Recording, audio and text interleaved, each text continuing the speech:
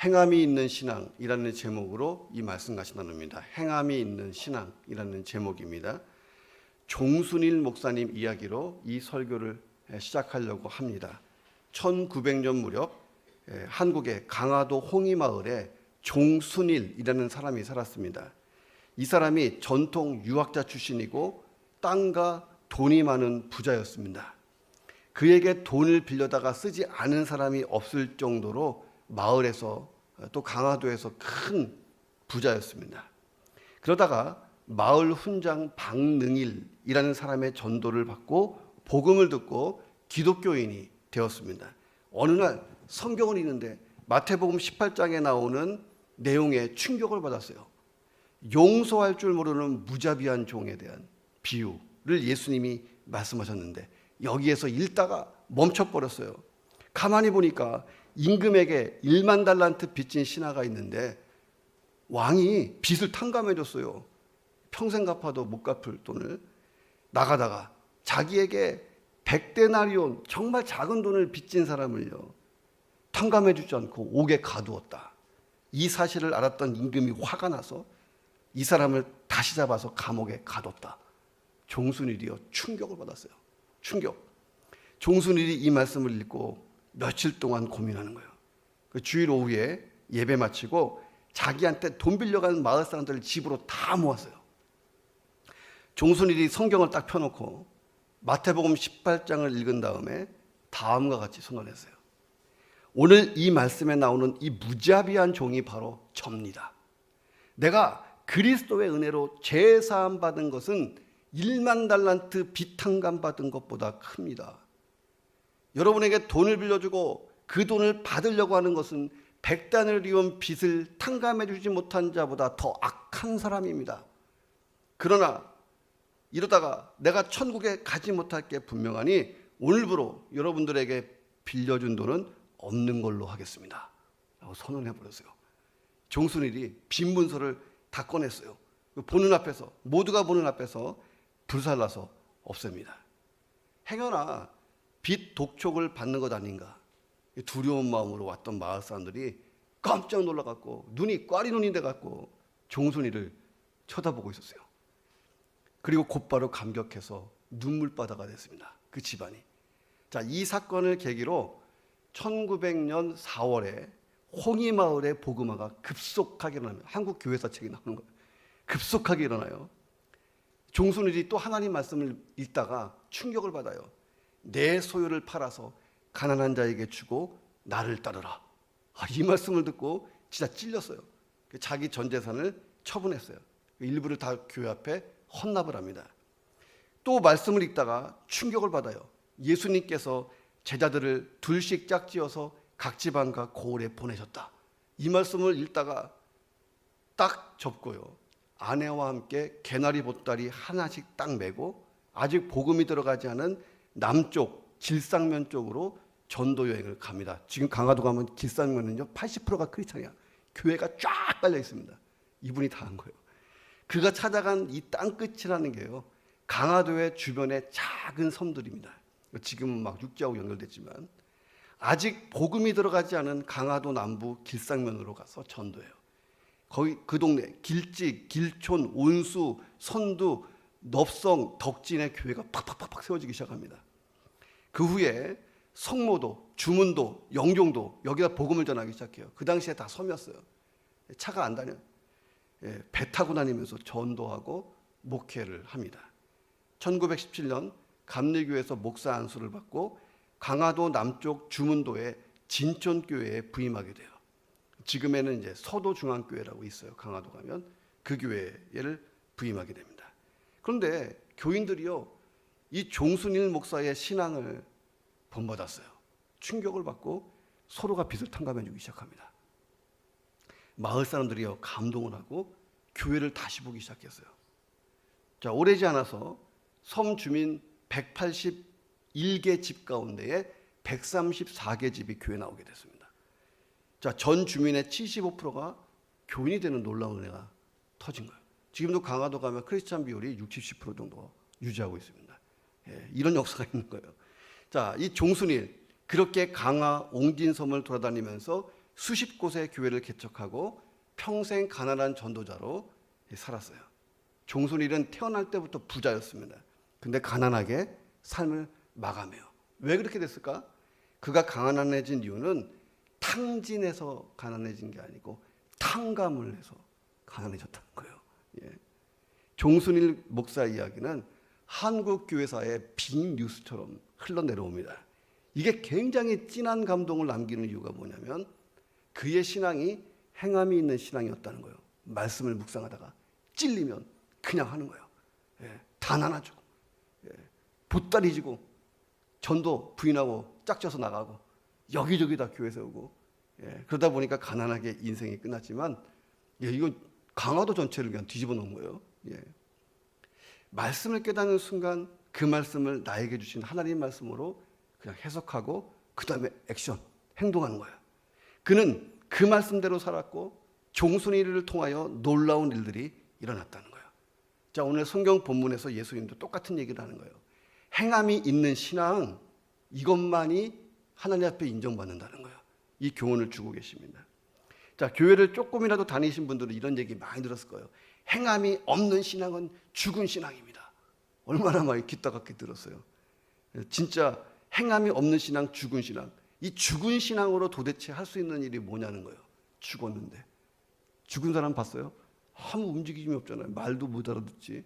움직이지도 못하지. 끄덕끄덕도 안 하지. 다음날 봐도 항상 그냥 그대로 있지. 이 죽은 사람이 할 수 있는 것은 아무것도 없어요. 죽은 신앙으로도 할 수 있는 일은 아무것도 없다는 거예요. 자, 그래서 살아있는 신앙을 가져야 되는데 살아있는 신앙을 예수님은 행함이 있는 신앙이라고 말씀하신 것입니다. 자, 그래서 오늘 본문의 이 말씀을 가지고 행함이 있는 신앙, 이게 왜 필요하냐 하는 것을 우리가 한번 나눠봅니다. 행함이 있는 신앙 왜 필요합니까? 첫 번째는 헛된 신앙 고백이 되지 않기 위해서 필요하다는 거예요. 이 본문을 보면 이제 마태복음 7장이잖아요. 마태복음 7장 이 부분은 예수님이 산에서 말씀하신 산상수훈의 결론이에요. 산상수훈의 결론이 뭐냐? 예수님은 실천적으로 순종해라. 이게 결론이었어요. 행함이 있는 믿음의 자세를 가져라 하시면서 예수님이 21절에 충격적인 말씀으로 시작해요. 나더러 주여 주여 하는 자마다 다 천국에 들어갈 것이 아니고 다만 하늘에 계신 내 아버지의 뜻대로 행하는 자라야 들어가리라. 자, 예수님이 하신 말씀을 잘 들어보세요. 주여 주여 하는 것을요 책망한 적이 없으세요. 우리 교회인데 가끔마다 쫙 하고 기도하면 좀 조용히 좀 기도하라고 하는 사람이 있는데 주여 주여 이것을 예수님이 책망하지 않았어요. 뭘 책망했냐면 하늘에 계신 내 아버지 하나님의 뜻대로 행하지 않는 것을 책망하셨다 하는 거예요. 자, 하나님의 뜻대로 행하지 않는 것, 이게 뭐냐면 행함이 없는 신앙 고백에 대해서 예수님이 말씀하신 것입니다. 자, 이게 무슨 말이냐면 입으로는 예수님을 주님이라고 불러요. 주여! 예수님! 주여! 하고 부르는데 삶 속에 예수가 전혀 없다는 거예요.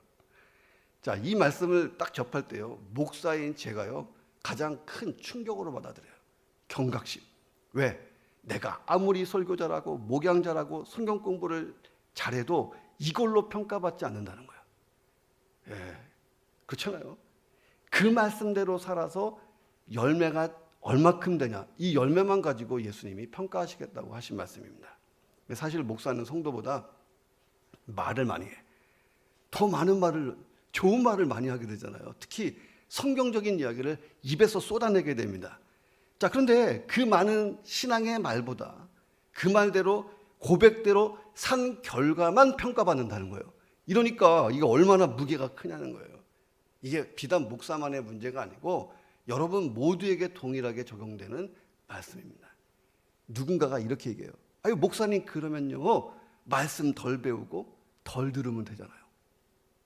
이렇게 질문할 수도 있어요. 그게 유리하지 않아요. 왜? 많이 배우고 많이 들으면 그만큼 행할 게 많으니까 덜 듣는 게 안 나요? 이런 선택을 하는 어리석은 분이 없으시기를 주의 이름으로 축원합니다. 왜냐하면 더 듣고 더 배운 사람이 결국은 더 많은 열매를 남기지 않느냐 하는 거예요. 자, 물론 성경이 이렇게 얘기해요. 누구든지 주의 이름을 부르는 자마다 구원을 얻을 것이다.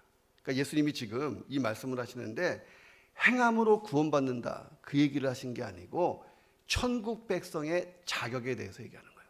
그러니까 산상수훈, 마태복음 5, 6, 7장이 전부 다 천국 백성의 자격에 대해서 얘기하는 거예요. 너희가 예수 믿고 하나님의 자녀가 됐다면 천국 백성이라면 이 정도 클래스는 돼야지 라고 얘기하신 거예요. 자, 천국 백성이라면 구원받은 그리스도인이라면 믿는 것을 실천할 줄 알아야 된다 하는 것입니다. 그리고 열매가 나와야 된다는 거예요. 종순일처럼. 자, 같은 내용을 다루는 누가복음 6장 46절에서 예수님이 이렇게 말씀하세요. 너희는 나를 부르면서 주여 주여 하면서 또 어찌하여 내가 말하는 것은 행하지 않느냐 이렇게 말합니다. 예수님이 나의 주인이라면요, 주인이 하신 말씀은요 목숨 걸고 지켜야 되잖아요. 이 종이라면, 정말 좋은 종이라면. 스코틀랜드의 호수에서 작은 배 하나를 가지고 승객을 이렇게 실어 나르는 한 노인이 있었어요. 그 노인이 노를 젓는데 노 한쪽에다가는 뭐라고 써놨냐면 믿음이라고 써놓고 다른 한쪽 노에다가는 실천이라고 글자를 써놨어요.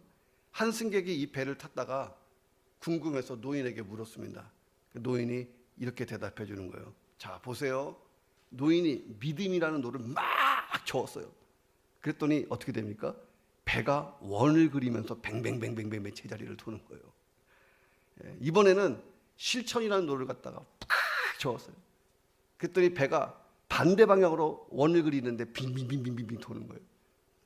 이번에는 두 개의 노를 함께 푹푹 저었어요. 배가 물살을 가르면서 손살같이 앞으로 나갔다는 거예요. 노인이 승객을 이렇게 바라보면서 쓱 웃었어요. 기독교인의 삶이라는 게 바로 이렇다는 거예요. 믿음이 없는 행위, 행위가 없는 믿음, 이게 다 모두 제자리를 맴도는 배와 같다는 것입니다. 신앙이라는 것은 믿음과 실천이 참 조화를 이루어야 앞으로 가는 거예요. 그러니까 기독교 신앙은 입으로 지식으로 이 믿는 신앙이 아니고 자, 정말 믿은 것을 실천하는 거다 하는 거예요. 자, 여러분 앵무새 봤죠? 앵무새, 제가 한번 유튜브를 본 적이 있는데 앵무새가 신앙 고백을 해요. 뭐라고? 주여! 주여! 이거 누가 올렸더라고. 앵무새 기도하는 거. 주여!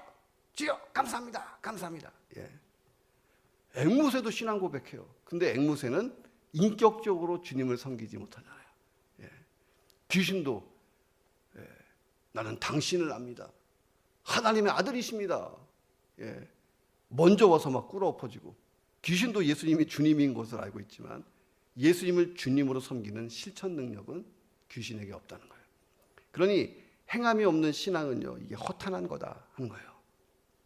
우리가 알고 있는 책, 아주 오래된 책인데 제자입니까? 누가 썼냐면 베스트셀러인데 그 아르헨티나의 카를로스 오르티즈 목사님이 쓰신 책이에요. 제자입니까? 자, 오르티즈 목사님이 아르헨티나에서 성공적으로 사역해서 신화적인 부흥을 일으켰어요. 교회가 막 수만 명이 되어버렸습니다. 이때 목사님을 기자가 찾아가서 물어봤어요. 목사님, 교회가 이렇게 부흥했으니까 참 좋겠어요.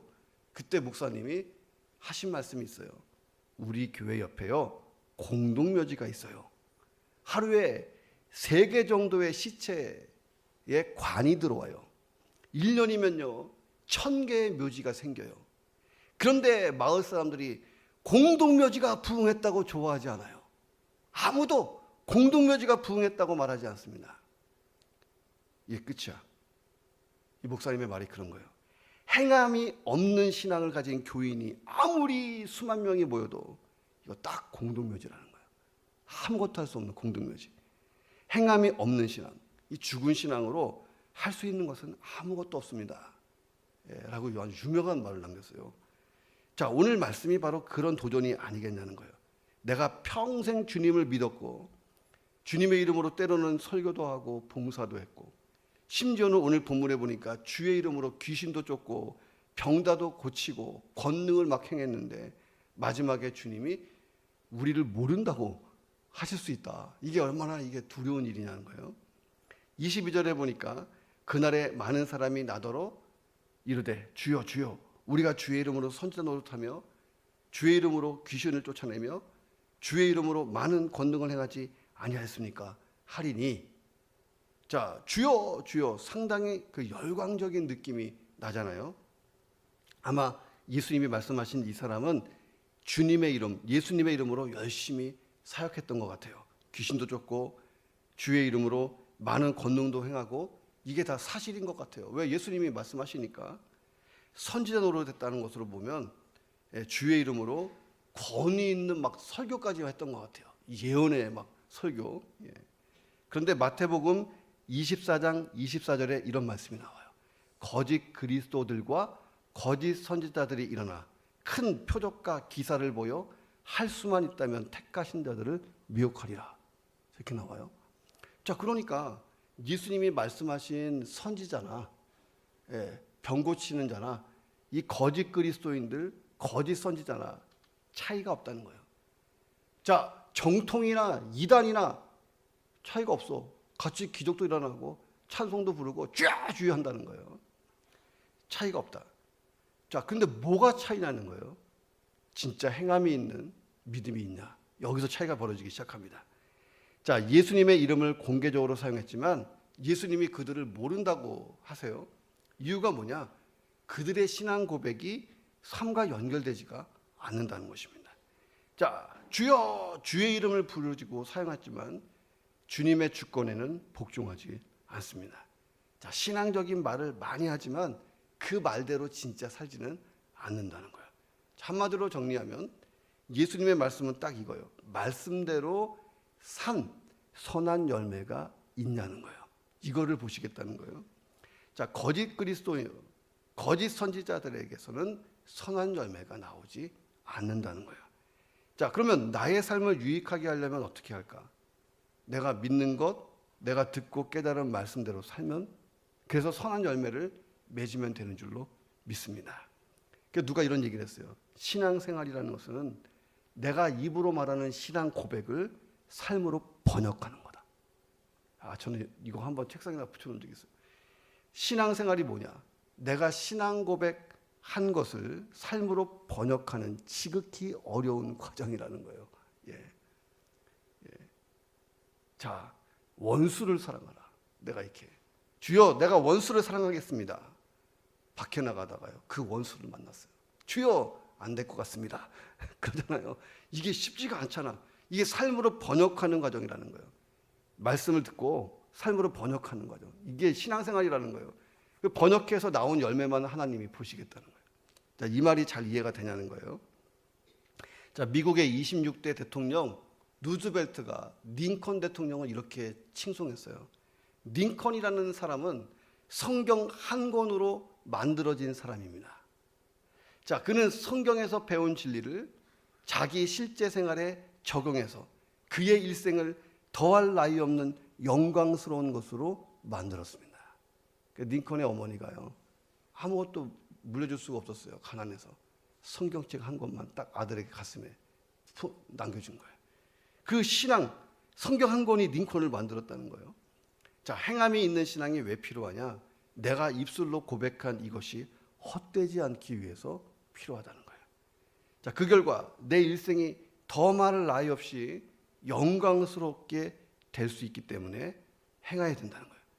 자, 저와 여러분의 인생이 하나님께 영광 또 영광이 되기 위하여 자, 행하는 신앙, 실천하는 신앙 되기를 주의 이름으로 축원합니다. 자, 두 번째, 행함이 있는 신앙이 왜 필요하냐? 두 번째는요, 신앙의 집을 잘 짓기 위해서 필요하다는 거예요. 신앙의 집을 잘 짓기 위해서. 1923년 9월 1일 오전 11시 58분, 이날이 무슨 날이냐면 동경과 요코하마를 중심으로 대지진이 일어났어요. 대지진. 이 때문에 10만 명이 넘는 사상자가 발생했습니다. 그 당시 동경의 3분의 2가 파괴됐어요. 그런데 제국 호텔만 괜찮았어요. 유리창 5개 깨지고 끝났어요. 그리고 그 안에 있는 호텔 안에 있던 사람들이요 아무도 안 다쳤어요. 안전했다. 자, 이 제국 호텔은 유명한 미국의 건축가 프랭크 로이드 라이트에 의해서 세워졌습니다. 건축 당시에 호텔 건축만 4년 걸렸어요. 근데 기초 공사를 2년 동안 했습니다. 사람들이 기초 공사를 하는 동안에 쓸데없는 시간과 돈 들인다고 욕했어요.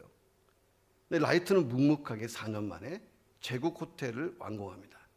그리고 그 진가가 드러나는 것은요, 예측할 수 없었던 관동 대지진 때 진가가 딱 드러났다는 거예요. 건물을 세울 때 기초가 얼마나 중요하냐 하는 것을 그냥 보여준 사건이에요. 자, 그런데 신앙의 집을 지을 때도 이 기초가 매우 중요하다 하는 거예요.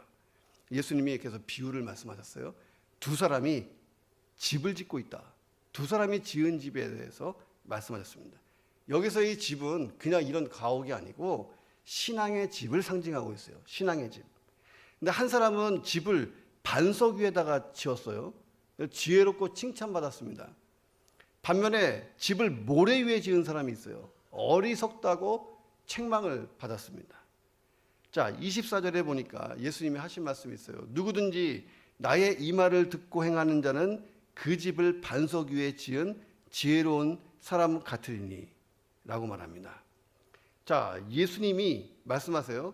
말씀을 듣고 그대로 행하는 것, 이게 반석 위에 집을 짓는 거다라고 얘기하십니다.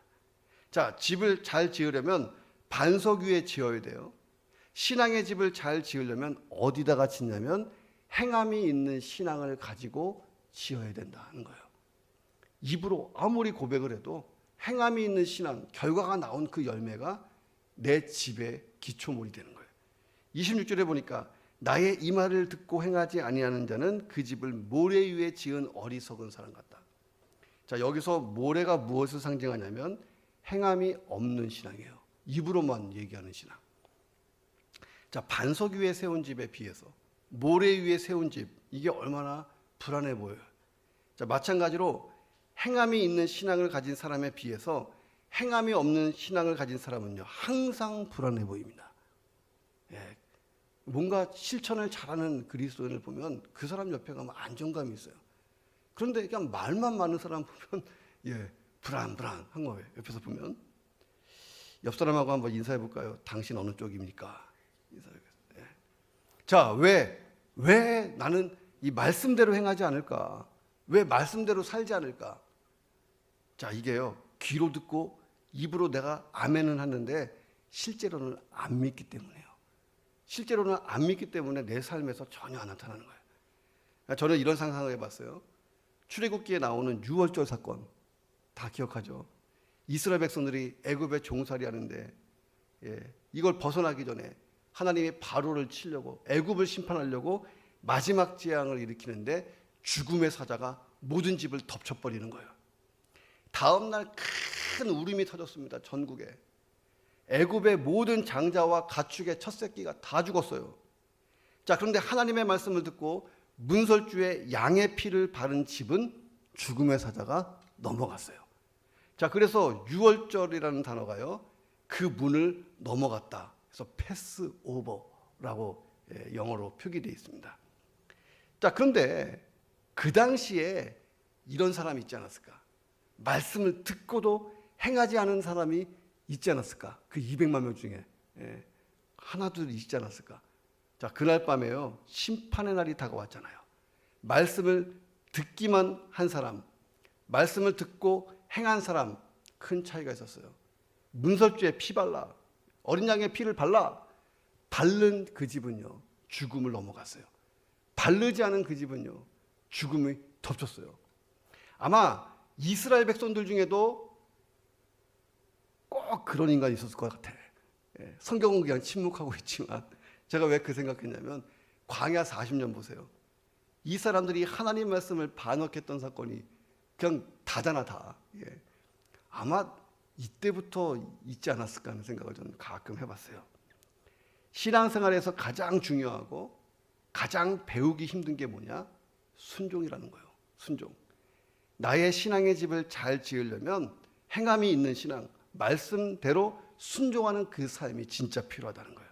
자, 어떤 성도가 요한일서 2장 6절의 말씀을 묵상하다가 충격을 받았어요.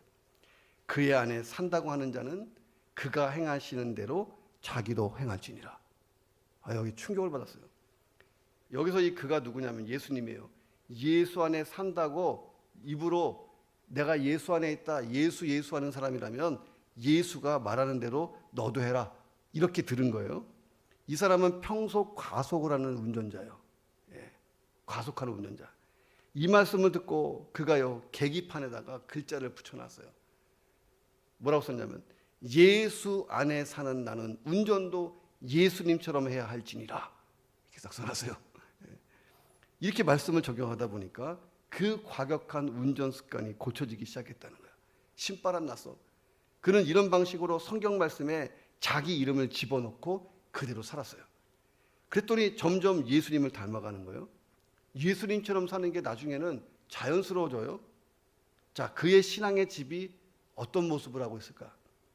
아주 기초가 단단한 반석 위에 세운 집, 흔들리지 않는 집, 매우 안정적이고 좋은 집이 됐을 겁니다.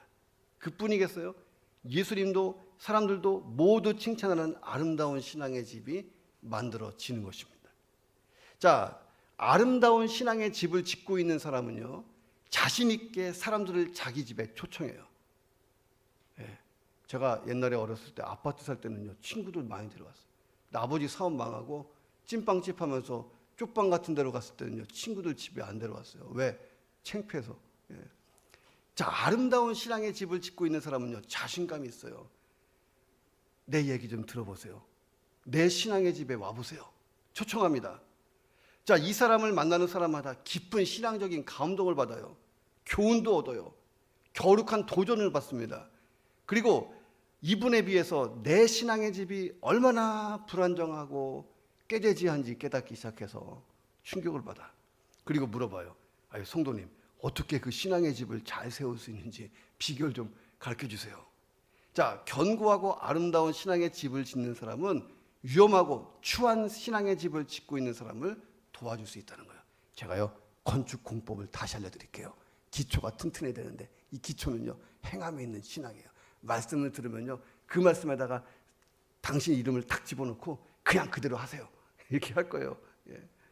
자, 견고하고 아름다운 신앙의 집을 짓는 사람, 그리고 많은 사람의 신앙의 집을 잘 짓도록 도와주는 사람.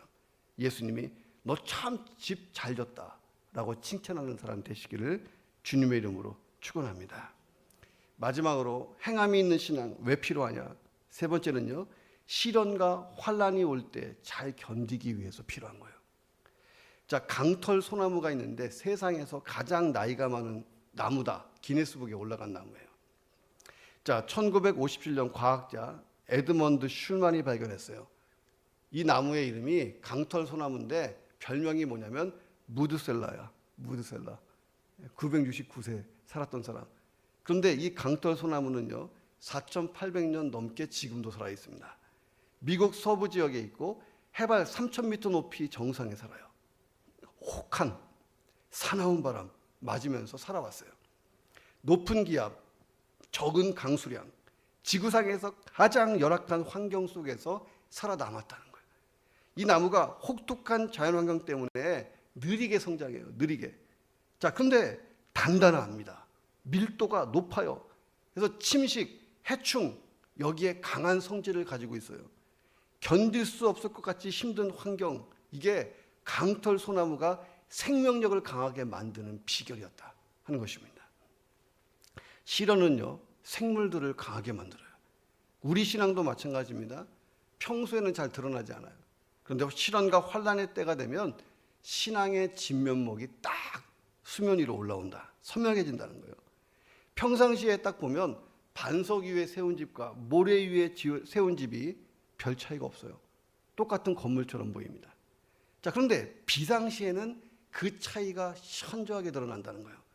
27절 한번 같이 읽어보겠습니다. 비가 시작. 비가 내리고 창수가 나고 바람이 불어 그 집에 부딪힘에 무너져 그 무너짐이 심하니라. 여기서 이 창수는 갑자기 불어나서 넘쳐흐르는 강물입니다. 노도와 같이 밀려오는 거센 물살의 위용을 느끼게 하는 그 표현이 창수가 났다. 예. 예수님이 이스라엘 땅의 아주 특이한 기후현상을 생각하면서 이 말씀하셨어요. 자, 이스라엘 땅은요, 비가 언제 내리냐면 우기에 내려요. 6, 7, 8월 달에는 절대 비가 안 와요. 한 방울도 안 내립니다. 12월 달 1, 2월에 비가 왕창 와요. 근데 이스라엘 땅은요, 석회질이 많아. 비가 물속으로 들어가진 않아요, 잘. 평소에는 말라 있어요, 개울이. 그런데 비가 오면 갑자기 탕류가 흐르기 시작합니다. 물속으로, 이 땅속으로 들어가지 않고 그냥 흘러버리는 거예요. 이래서 어마어마한 홍수가 날 수가 있습니다. 여기서 이 창수가 복수명사로 되어 있어요. 그러니까 모래 위에 세운 집에 사방에서부터 불어나서 넘친 강물이 한 번에 몰려든 거예요. 자, 설상가상으로 바람도 불어요. 여기서 이 바람은 광풍, 태풍입니다. 자, 이것도 이스라엘 땅의 특이한 기후 현상을 잘 생각해야 돼요. 자, 팔레스타인은 온도차가 심해요. 한 20도 차이 납니다. 낮과 밤이. 뜨거운 햇살 때문에 막 달아오르는 기류가 급작스러운 움직임으로 막 생기는 게 돌풍이에요.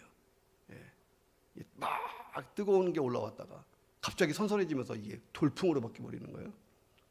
이래서 이제 갈릴리 호수에 풍랑이 많은 거예요. 보면. 예. 근데 이 돌풍도 복수예요. 강한 돌풍이 여기저기서 몰려와서 한꺼번에 이 집에 탁 부딪힌 거예요. 어떻게 됐냐? 그 무너짐이 심했다. 집이 흔적도 없이 사라져 버린 거예요. 자, 그런데 반석 위에 세운 집이 어떻게 됐습니까? 25절에 보니까 비가 내리고 창수가 나고 바람이 불어 그 집에 부딪히되 무너지지 아니하니라. 제국고대처럼 된 거예요. 무너지지 않았다. 강력한 창수와 바람을 견뎠다는 거예요. 예수님이 말씀하시는 이 창수와 바람이 상징하는 게 뭐냐면 인생에 찾아오는 시련과 환난이에요. 예수님 말씀대로 해석해 보면 이렇게 되는 거예요. 행함이 있는 신앙을 가진 사람은요, 갑자기 시련이 오고 갑자기 환난이 닥쳐도 견디고 이겨낸다는 거예요. 그런데 행함이 없는 신앙을 가진 사람, 입으로만 신앙생활하는 사람은요, 견디지 못해서 눈뜨고 못 볼 지경으로 된다는 거예요. 자, 지금도 이스라엘 땅에 가보면 안반 위에 지어진 집들은요, 아주 오래전에 지은 건데도 건재되어 있어서 이렇게 그 국가 보물로 이렇게 지정된 것을 봅니다. 근데 흙 위에 지은 집들은요, 다 사라져버린 거예요. 평소에는 몰라요. 다 같이 아멘, 할렐루야, 사랑합니다, 축복합니다, 은혜 받았습니다라고 얘기하지만 열심히 성경 공부하고 예배 드리는데, 그런데 어려움이 딱 찾아오면 딱 둘로 나눠요. 행함이 있는 신앙은 견뎌낸다는 거예요. 행함이 없는 신앙은요, 그때 무너진다는 것입니다. 자, 그래서 사람들이 가끔 갸우뚱해요. 아니, 그 집사님 왜 그래? 열심히 성경 공부하고 예배 드렸는데 왜 갑자기 그래? 왜 그러지? 왜 그래? 그 집사님 뭐 세분 예배 잘 나오다가 안 나오고 예배도 안 나오고 뭐 그냥 신앙생활 안 한다 그러고 왜 그렇게 됐어? 라고 물어봐요. 왜 그렇게 됐을까? 행함이 있는 신앙이 없기 때문에 그래요. 집이 단단하지 못하니까 무너지는 것입니다. 교회에 큰 어려움이 발생하고 더 많이 헌신되어야 될 일이 생길 때요, 똑같은 현상이 일어나요. 그때 성도들의 본색이 딱 드러나. 좀처럼 자기 희생을 하지 않으려고 하고 헌신하지 않으려고 했던 성도들은 이때쯤 되면 교회를 슬그머니 떠나버립니다. 아니면 남 탓을 해요. 남 탓. 잠시 교회와 거리를 둔다는 거예요. 근데 묵묵히 희생하고 헌신해 온 분들은요, 그냥 늘 하던 대로 한다는 거예요. 자, 우리 교회 100년 가까운 역사는요, 바로 이런 분들이 만들어 온 역사가 아니겠나 하는 것입니다. 시련과 환난의 때에도 변함이 없는 신앙 되기를 주님의 이름으로 축원합니다. 자, 세계에서 가장 높은 히말리아 산맥의 깊은 골짜기에 할단새라고 하는 전설의 새가 있어요. 할단새. 이 가끔 아이들 동화책에 나와요. 아이들 동화책에 있는 얘기를 제가 지금 갖고 온 거예요. 이 할단새는요, 둥지가 없어요. 이 나무 저 나무 옮겨 다니면서 삽니다. 매섭고 혹독한 밤이 찾아오면 추위에 떨면서 고통의 시간을 지내요. 때로는 다른 새들의 둥지를 이렇게 기웃거려요. 나 좀 거기서 같이 자면 안 돼? 어떤 새들도요, 이 혹독하고 매운 이 밤이 되면 자리를 안 내줘요. 그러면 할단새가 목이 터져라고 울어요. 밤새도록 굳게 마음 먹고 다짐합니다. 내가 내일은 반드시 둥지를 지어야지. 그런데 그렇게 다짐만 한다는 거예요. 아침이 되고 따뜻한 햇볕이 들면요, 지난밤의 결심을 다 잊어버려요. 그리고 하루의 시간을 즐겁게 노는데 다 허비합니다. 다시 밤이 됐어요. 혹독한 추위가 오면 또 떨고 울면서 결심을 되풀이하는 거예요. 내일에 내가 진짜 집 짓는다, 결심하고 망각하고 반복하는 진짜 어리버리한 새가 할단새다 하는 거예요. 망각의 새라고 하는 오명을 뒤집어 썼습니다. 망각의 새. 야, 우리도 이 할단새처럼 신앙생활을 하지 않냐는 거예요. 내가 오늘 목사님 말씀 들었는데 이 말씀 내가 듣고 실천해야지.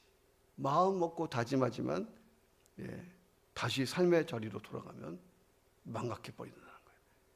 자, 이 말씀대로 살겠다고 외치고 마음 먹고 다짐했지만 10년, 20년이 지난 거예요. 아직도 하지 않고 있는 일들이 얼마나 많냐는 거예요. 자, 그래서 행함이 있는 신앙을 가진 사람이 요즘 말로요, 찐인 거야, 찐. 너 찐이야. 이 말 알아들으면 현대인이야. 이 말 못 알아들으면 애들하고 대화가 안 돼. 그래서 너 찐이야. 찐이라는 말은요, 진짜라는 말의 줄임말이에요. 행함이 있는 신앙을 가진 사람은 찐인 줄로 믿습니다. 그래서 한 번 더 마음 먹고 찐이 되겠다고 다짐하고 행함이 있는 신앙생활을 잘 해보시고 예수님 다시 오실 때에 영광과 칭찬의 세례를 받으시기를 주 이름으로 축원합니다. 기도하겠습니다. 하나님, 그렇게 살게 하여 주시옵소서. 행함이 있는 신앙을 가지게 하시고 진정한 신앙 고백을 내 삶으로 만들어가게 하여 주시고 신앙의 집을 잘 짓게 하시고 시련과 환난을 잘 견딜 수 있는 견고한 신앙의 집을 지을 수 있도록 역사해 주옵소서. 통성으로 한번 기도하겠습니다. 하나님 아버지, 감사합니다. 그렇게 살기를 간절히 원합니다.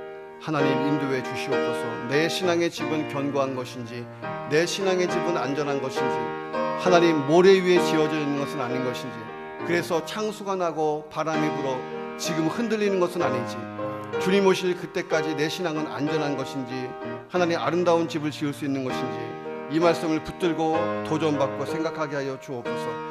말씀을 듣고 그냥 잊어버리는 자가 아니고 그 말씀을 마음에 새기고 실천하여서 그 말씀이 가지고 있는 위대한 역사를 맛보게 도와주옵소서. 종순일 목사님과 같은 삶을 살아볼 수 있도록 도전받게 하시고, 하나님 정말 주님 앞에 섰을 때에, 내 인생을 결산했을 때에 정말 주님이 칭찬할 수 있는 그런 인생 될 수 있도록 도우시고 역사해 주시옵소서. 오 주님 채우시옵소서.